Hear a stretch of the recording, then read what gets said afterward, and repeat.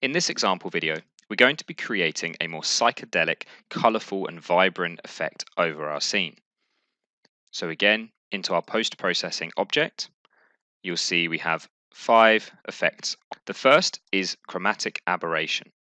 And as you can see, it adds a subtle effect that peels out the colour channels towards the edge of the screen, increasing this to about 0.25, but you can see the effect it can have at greater levels.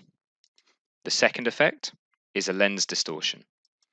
Just to amplify that effect a little bit more, we've decreased this effect to -40, but you can see it can stretch a lot further. Again, we've added ambient occlusion, but this time we've changed the color to pinky purple.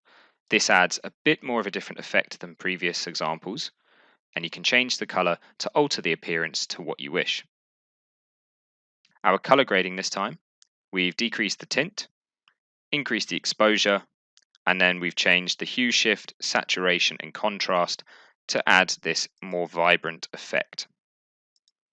Our last effect is a more subtle one, but we've added a slight bit of grain over the scene to add a bit more visual distortion for our player. And again, a quick before and after to show the effect post-processing can have on a scene.